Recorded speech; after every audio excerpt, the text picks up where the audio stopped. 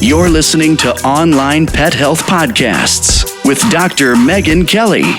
Continuing education for veterinarian rehabilitation therapists. Learn more at onlinepethealth.com. Hey vet rehabbers, today I chat with Kristen Hagler from the APRVT. We chat about compensation patterns and tips on how we can notice them and also how we can address them. Before we head over to my chat with Kristen, a quick shout out to Solomine Erasmus for the great 5-star review she gave my podcast. Solomine said these veterinary rehabilitation podcasts are really great, jam-packed full of helpful tips and nuggets of current thinking on the subject by international experts in the field. They are fun and informal, yet delve deeply enough into very practical examples and case studies to be of real value to practitioners. Invaluable learning opportunity for anyone in the field. Thanks for all the hard work you put into this, Dr. Megan Kelly. Solomine, thank you so much, and thank you to every one of you that has taken the time to leave me a review. It's the only way I get to hear from you, so it makes my day. And when I get a review, I read every single one of them. And of course, when you leave me a review, it also helps spread the word of the podcast and all about veterinary rehabilitation to more and more vet rehabbers from all over the world. So without further ado, let's head over to my conversation with Kristen. Hey, Kristen, thank you so much for joining me. Welcome. Thank you, Megan. I'm glad to be here today. So, Kristen, I've had you on the podcast before, but for those listeners that haven't heard your podcast, can you tell us a little bit about yourself and how you got into the field of vet rehab? Absolutely. My name is Kristen Hagler, and I have an entire slew of credentials at the end of my name, but that just means I'm a perpetual student. I'm a veterinary technician in California in the United States, and I've been in the field since 2002. And I originally started in general practice, and we had a whole bunch of orthopedics in that practice. And I just somehow got in charge of it. And from there, it just kind of took off. In the early days, there wasn't any formal rehab, and I just knew there was more to come. So on my search went, and here I am today. And Kristen and I actually met in 2005 Yes. when we did the CCRP together, and we actually went down a river. We were in the same boat, weren't we? Down that, I believe we did that river rafting. Yes, yes. Right? Yeah, the break from the classes. Yeah, that was a hectic day. Yes. We went, can't remember the class, but I remember going down some river and we were all very excited. Some people were very nervous. Not everyone did it. Right. But yeah, it was very exciting. Yes, it was very fun. That was the first time I met Kristen, 2005, and we were on the course of the CCRP together. Yes. Kristen, we're going to be chatting today about compensatory patterns. And I think this is such an interesting topic because, if I think about it, a lot of the cases that we're seeing, a lot of the pain that they have actually comes from compensation. And, when I was looking into this topic and discussing it, I was really thinking about our owners. So one of the things that a lot of vet rehabbers really struggle with is trying to convince owners to go ahead with their treatment plan that they've put forward.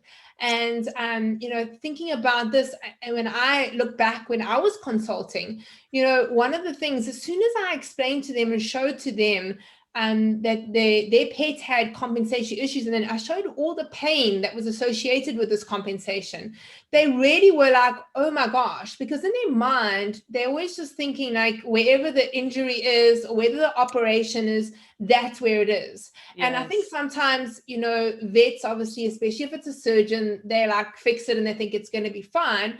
And the pet owner is thinking maybe the same thing. So they just really focused and tunneled in on that one joint.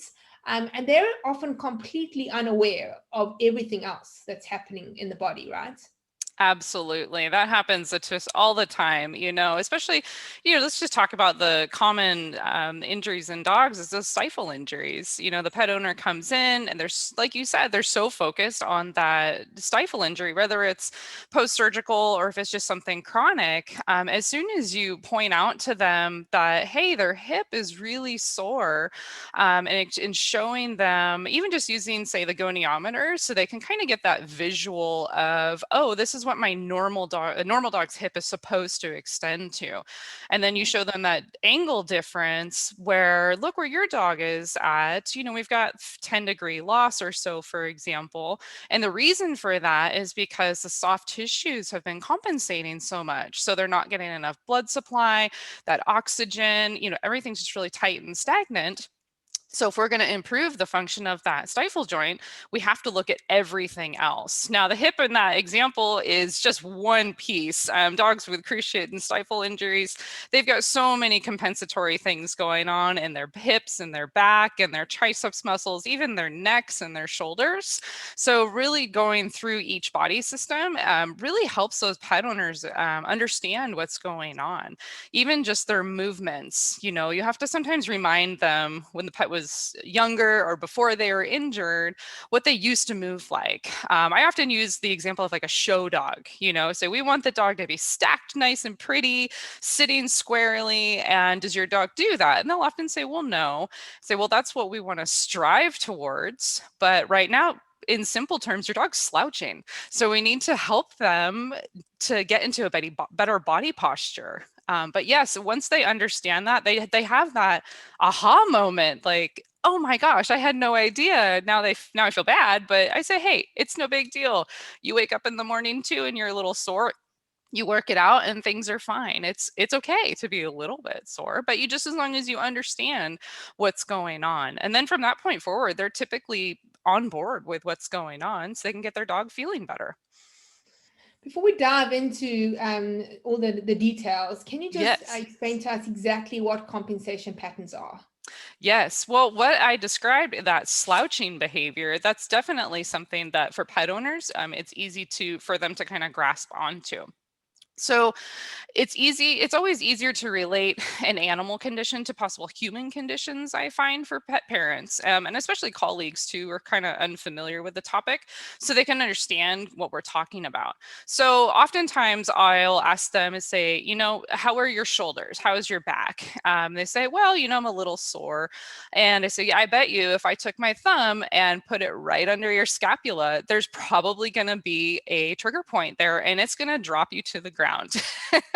And so from there, that's where they really start to make the little connection dots.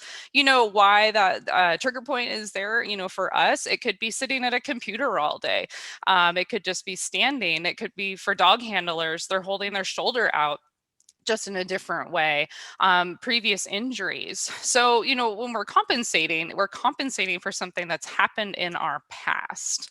So hopefully these are simple things that don't actually affect, the day-to-day activities of what's going on, but we're trying to focus on something for the dog, that is, that we're going to be able to help the pet owner understand, because as a biped, we compensate totally different because we only have two legs. It's more obvious than the quadrupeds. They can compensate so well, and we can talk about those really difficult cases that it's really hard to see sometimes when they're compensating. So yeah, those legs, those four legs, the tail, their neck, all of that with the horizontal spinal column really help them to adjust for any discomfort or disability that they may have. Yeah, I mean, if I think about those cases, you get those really subtle ones, the ones that you can hardly see. Yes. And then we get the most obvious, and that would be like our amputees, right? We can obviously see as they're moving. And I was at the beach this last weekend. Now it was really, really warm, and there was a Labrador, and he was actually quite a heavy Labrador. He had a hind amputation. And I was watching him actually run through the surf and through the sand, and I was absolutely amazed at how well he was actually moving. But obviously, really, really noticing how he was compensating. And my younger daughter actually was like saying, he's moving really funny. And I was like, well, he doesn't have a leg. He'd be much better off if he had a leg. Yes. So yeah, I mean, let's chat a little bit about the difference between, that amputee, for example, and then those more subtle ones where if it's hard for us to pick up, it's obviously hard for the owner to pick up. Yes, it's very hard for the owners to pick up in those subtle ones. I mean, I think we've all had the pet owner come in and say, well, they're not, they're still using their leg, they're not sore. But, as a trained vet rehabber, we know that the pet's sore.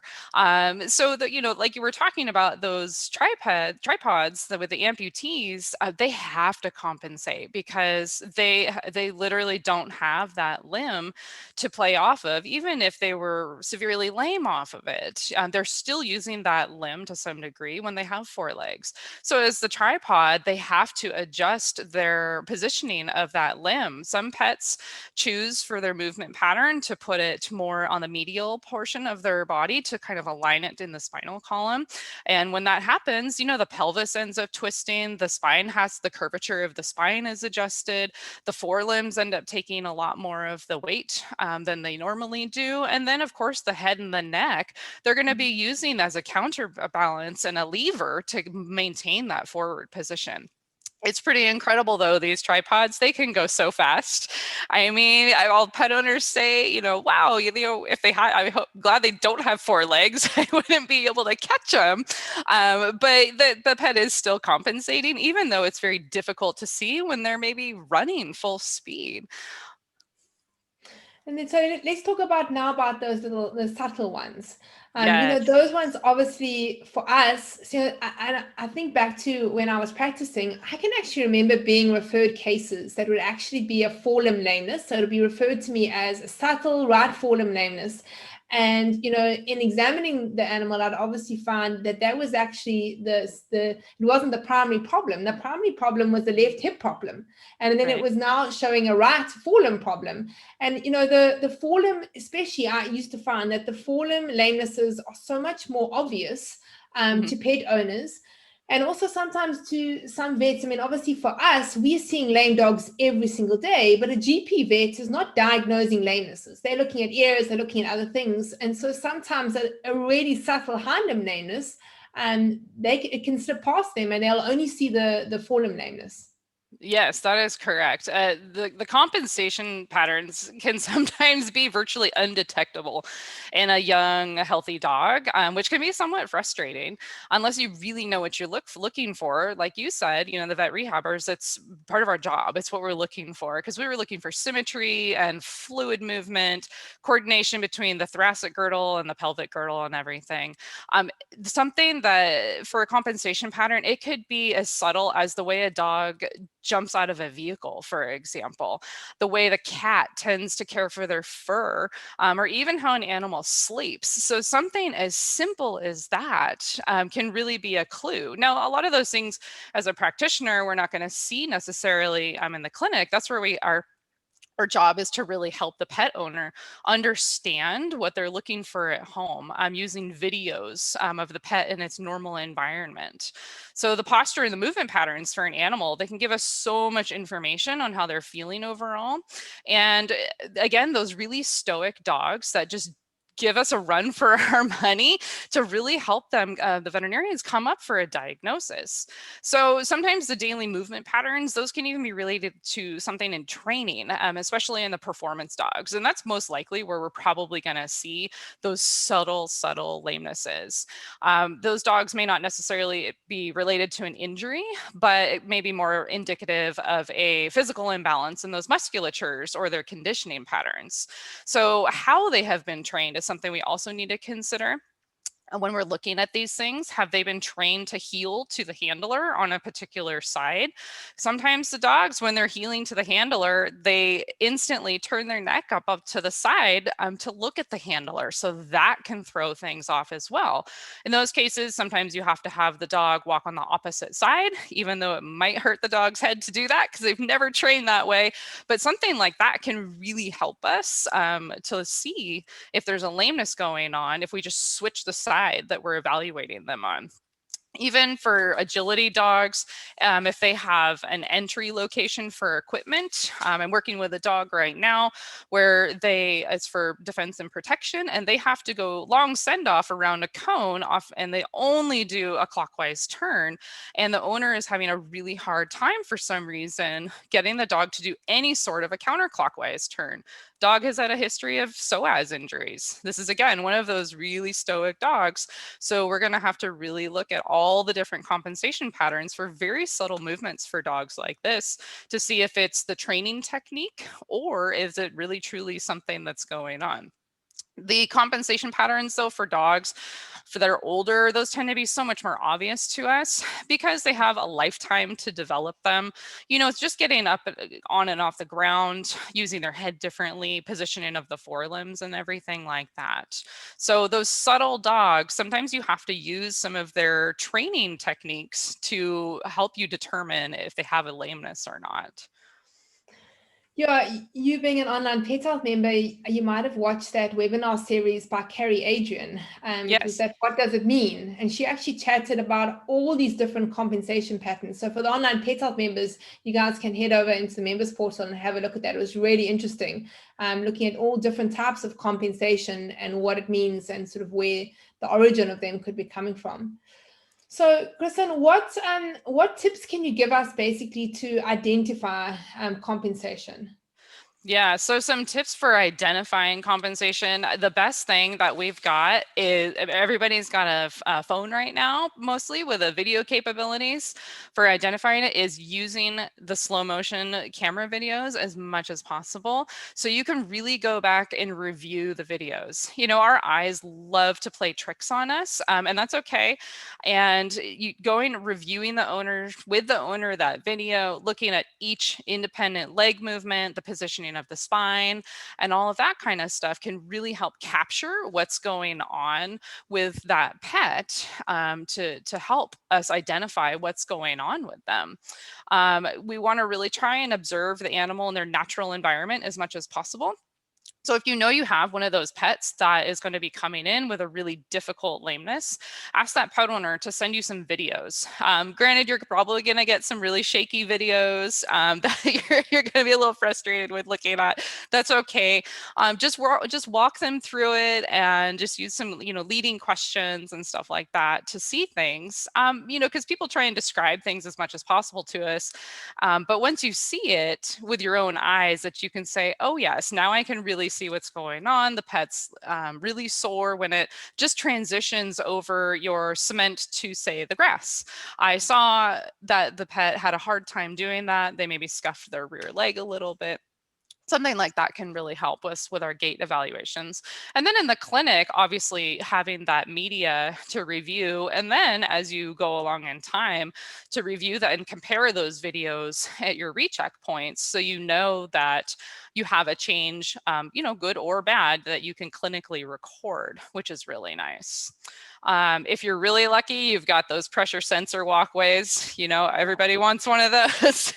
But again, sometimes those only work for a unilateral lameness. Those older dogs that have multiple joints affected, they can really make that difficult for us. So that's where I really like the videos. I think we've all got other ways that we can identify how to measure these things with our goniometers and our muscle assessment tools, that those are also good things to do.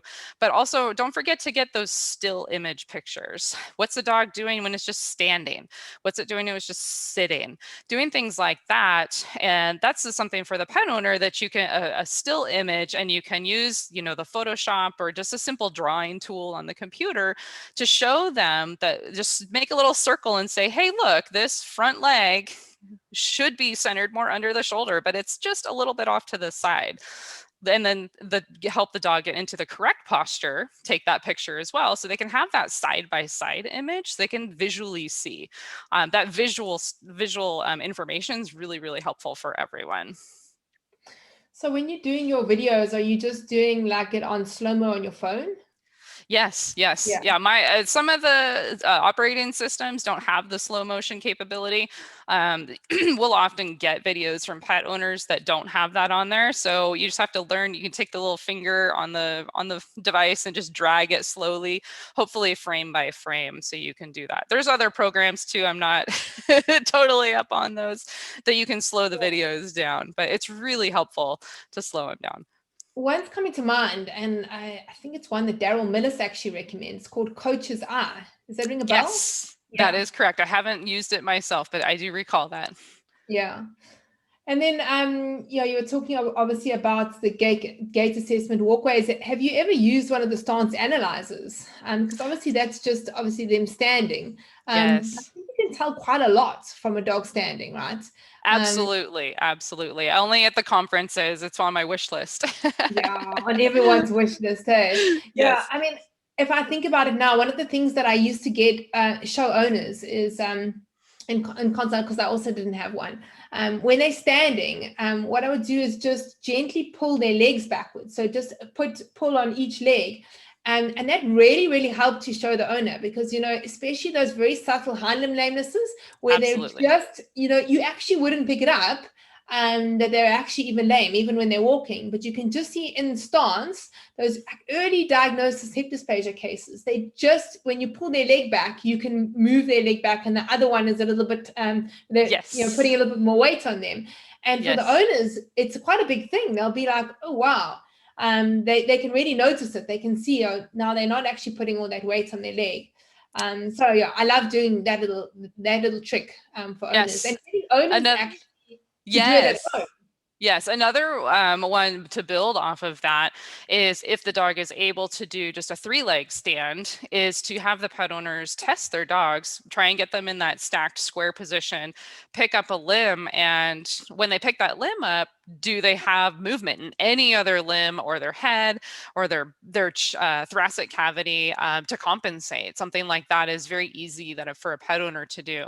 For the dogs that are even more subtle, trying to do that diagonal leg stand to see if they can actually hold that position. And if they can't, do they have any compensation movements? Does that head go down? Does that tail start to go off to the side? Stuff like that. So yeah, absolutely. Those simple tools for a pet owner to do at home can really help us, because they'll always be imbalanced just a little bit. I mean, we're all have a particular handedness, so dogs have the same, but how do they compensate when you're taking away their dominant paw? Yeah, it's such an interesting thing, obviously with us, we left-handed and we're right-handed, and, we favor one side, and we have this whole thing sort of about natural balance. So we've actually got a discussion room at the Vet Rehab Summit, which is on the 14th of November. And one of the discussion rooms is on this topic of natural balance. And, it's one of these kind of things like, do animals actually favor one side, and should we be correcting them? So I don't think anyone has the right answer, but there's going to be a debate. So for those of you that are interested in this, you need to come to this year's Vet Rehab Summit, because we're going to be talking about this, and Carrie Adrian is actually chairing it.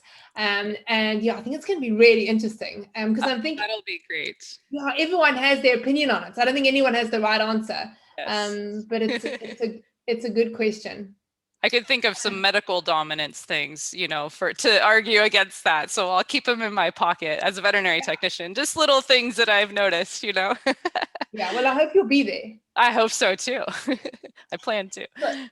So the other thing which is really useful is those muscle mass measurements. Yes. And I used to really find, because then, because even when you told them, they're not using their body correctly and they're shifting their weight here and there, when you show them the muscle mass, and you can say, well, now you can really see, because this side is a whole lot smaller than the other side. That means that they're not using this one. And that really helps with the pet owners to really get that understanding. Because I usually find that if there's a measurement, that's why I love the stance analyzer, because they can actually see the measurements. It's when you give them blood results, for example, or if there's any measurement, they can understand that. But anything else, for some of them, it's a little bit harder for them to actually comprehend all of it.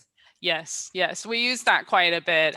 We will do the 70% thigh girth, with the gluteal measurements, with even a chest circumference, and in the triceps and the antebrachium. And in some dogs, we'll even check the gastrocnemius muscles that are much more subtle and everything. And even if they're completely symmetrical, yay, pet owner's done a great job.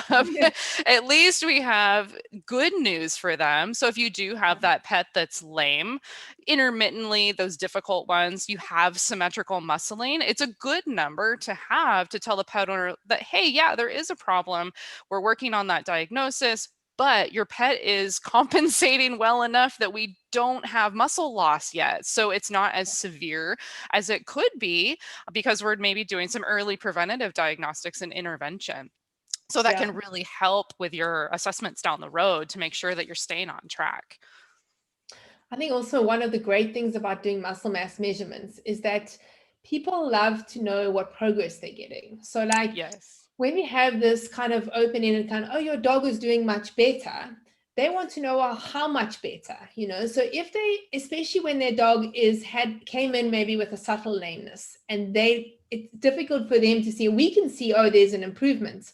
And we're doing all these treatments. When they come in and a month later, we measure, and the dog has gained 3 centimeters of muscle mass, for them, they're like, oh, there's progress and they can see it. Yes. You know? Yes. So yeah, muscle mass measurements for me is really, really great because they want to know like what they're doing and investing all their time and money, and is it actually doing something? And that's something they Yes. can really see.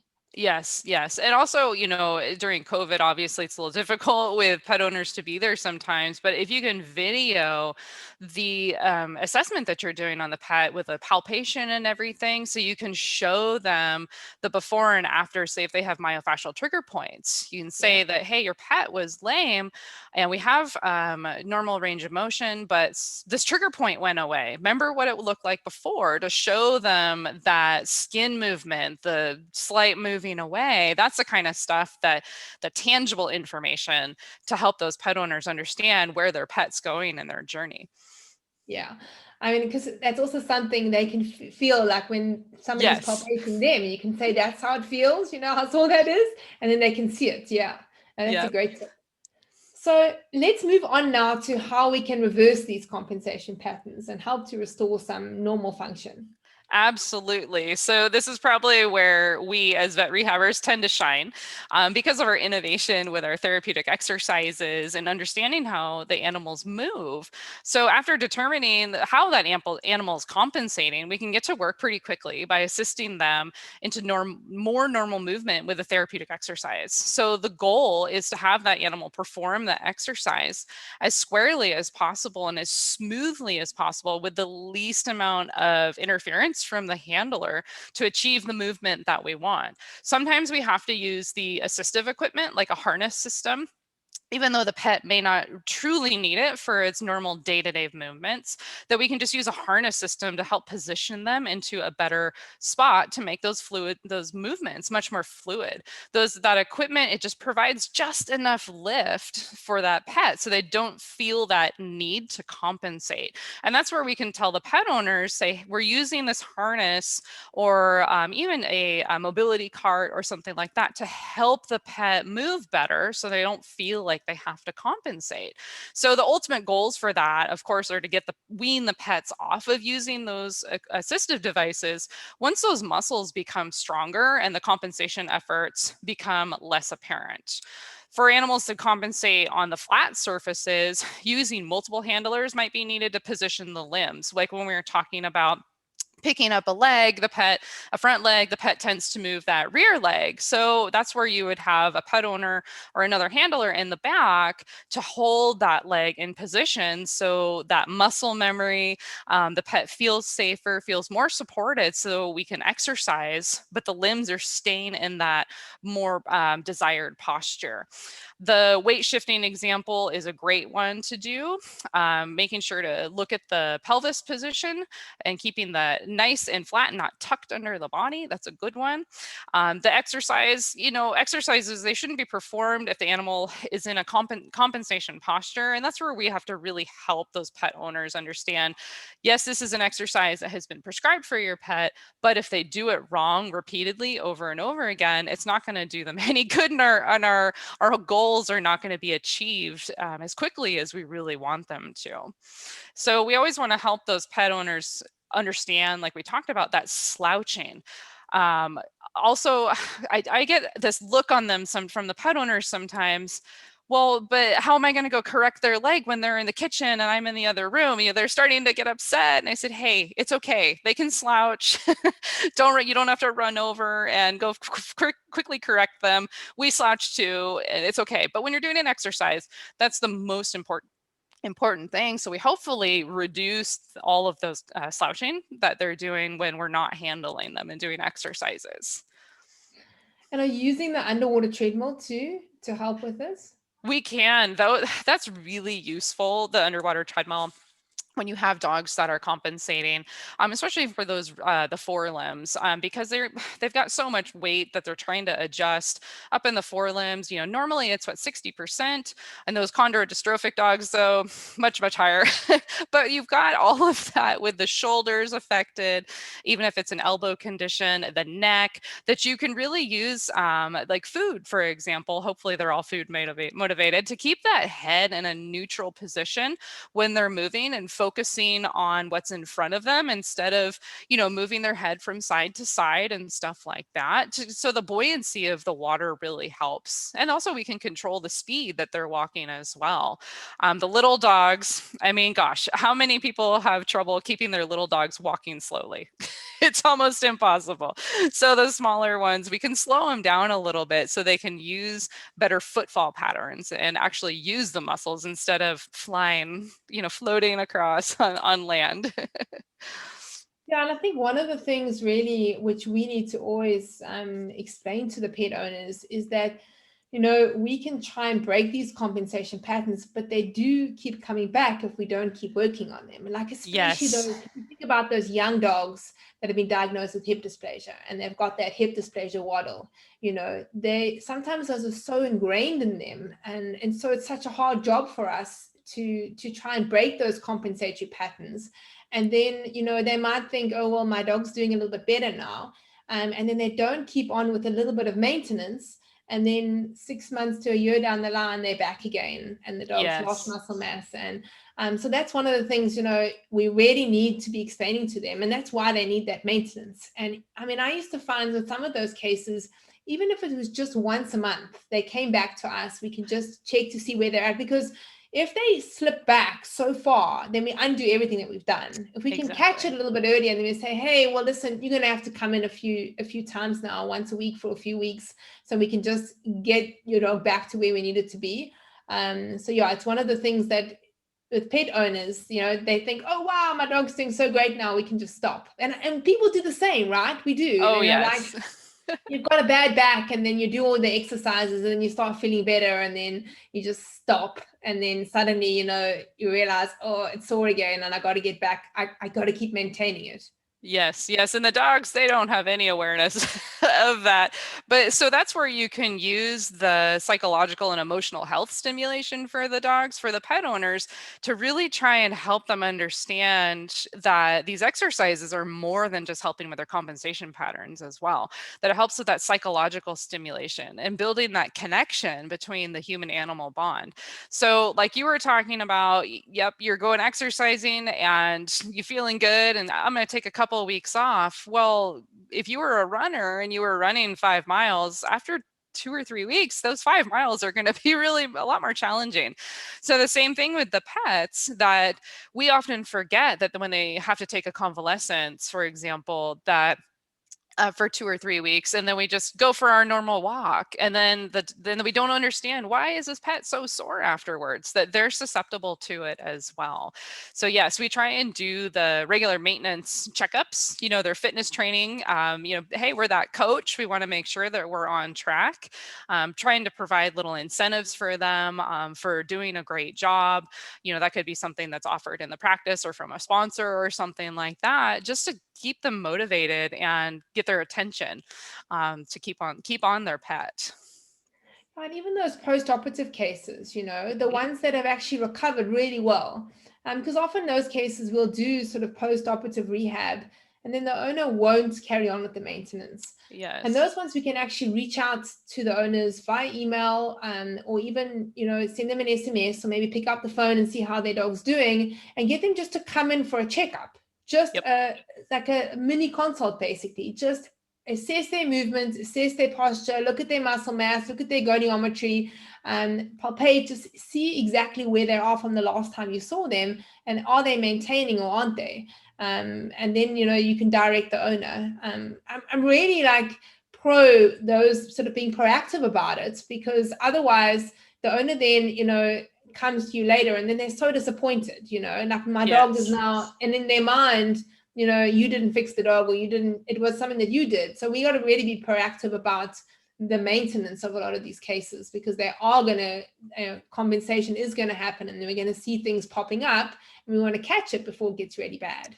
Absolutely. I mean, just even having, like you said, checking in with the SMS, just, hey, can you send me a quick little video of your dog doing a sit to stand? If they do any fun pet tricks, show me that, that can be really a big deal. I mean, I know I'm constantly with my own personal dog monitoring him because he's got some pretty wonky sit postures. He doesn't have anything actually diagnosed yet, but, he does have some compensation patterns going on that I'm having to constantly monitor as he gets older. And he shows some things, so we have to keep working on it. He is a handed preference dog, so. Kristen, it's been so awesome chatting to you. Thank you so much for chatting You're to me welcome. about compensation patterns. And it's such a relevant topic because the Vet Rehab Summit is all about connections and how the body connects and how the people connect with one another and how we connect with the companies that are going to be exhibiting there. So we definitely are looking forward to having you online. So I hope to see you. I know it's really super early for you coming from the West Coast. I think it's like 3 a.m. start for you. Yes. Yeah, but we'll expect you later on in the day. Definitely come online. It's one whole day. It's going to be super fun. It sounds like a great opportunity, and I do hope to make some of those. And if it needs to be 3 a.m., I mean, make it happen. Yeah, I just get a big mug of coffee. Big cup of coffee. Yeah. It is okay. Looking forward to seeing you. Thanks so much. Yes, thank you, Megan. Have a great day. Bye. Bye, everyone.